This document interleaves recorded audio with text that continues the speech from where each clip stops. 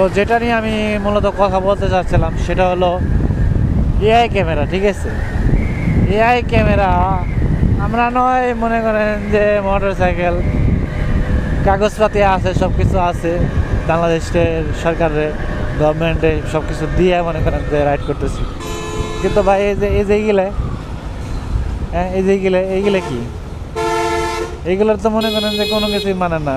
ঠিক আছে, এটা কিন্তু বিমান চালায় এরা। এই যে এইগুলোর তো মনে করেন যে কোনো কাগজপাতি কিছু নাই। এরা কিসের লাগে লাগাই দিব, এরা মহাসড়কে উঠবো নাকি কিছু উঠবো, মানে এরাকেও তো মনে করেন যে এর কোনো নিয়ম কানুন নাই। হেরা রোড হেরা রাজা, হেরাই বাদশা। ঠিক আছে, তো যাই হোক, এরা কি এই মামলার থেকে মনে করেন যে রেহাই পাইব? হ্যাঁ, অবশ্যই পাবে। এগুলো মামলা দিব কোন জায়গায়, কিসের উপর ভিত্তি করে এই মামলা দিব তাদের? না আছে কোনো নাম্বার প্লেট, না আছে কোনো নাম, না আছে কোনো গাড়ির ড্রাইভারের নাম, তাহলে মামলাটা দিব কিরা, টাকাটা দিব কিরা গভর্নমেন্টে? হ্যাঁ, আমার মনে হয় বাংলাদেশ থেকে আর রিক্সা কখনো করে না, উঠাই নেওয়া যাওয়া সম্ভব না।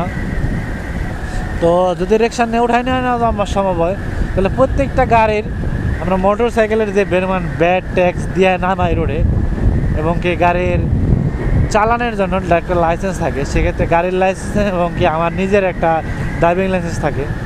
তো প্রত্যেকটা ড্রাইভারের, প্রত্যেকটা রিক্সাওয়ালার যদি মনে করেন যে ড্রাইভিং লাইসেন্স করে দেওয়া যায়, এবং কি প্রত্যেকটা গাড়ির রিক্সার যদি একটা করে কাগজ থাকে, সেক্ষেত্রে আমরা মোটর সাইকেলে যে পরিমাণে কাগজের করতে টাকা লাগে, সেই পরিমাণ মনে করেন যে কাগজের টাকা তারা দিবে, তারা রোডে গাড়ি চালাবে, সমস্যা নেই। তো এতে কি করবে বাংলাদেশের সরকার, মনে করেন যে অনেক টাকা, প্রচুর পরিমাণ টাকা মনে করেন যে রাজস্ব আদায় করবে প্রতি বছর।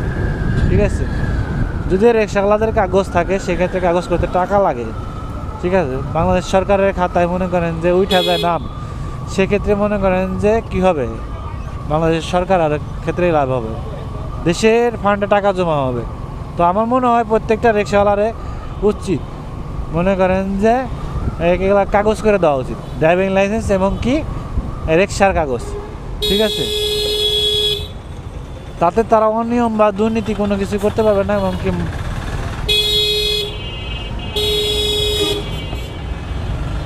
তো দেখেন না, দেশে প্রচুর পরিমাণে মনে করেন যে রিক্সা, আর আপনার অন্য গাড়ি যতগুলো আছে তার থেকে মনে করেন যে বেশি আছে আপনার এই রিক্সা গাড়িগুলা।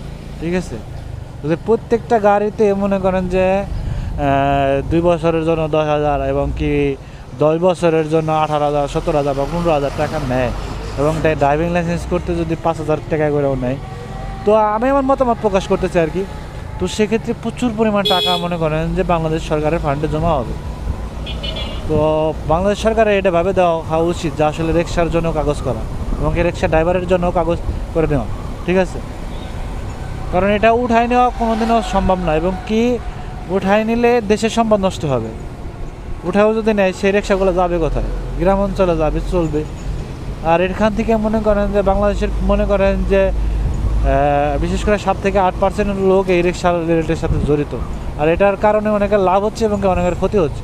ঠিক আছে, তো যেটাই হোক না কেন, সেক্ষেত্রে রিক্সা থাকা তো ভালো, আমি যতটুকু মনে করি। আর এটা উঠাই নেওয়া যেহেতু সম্ভব না, তো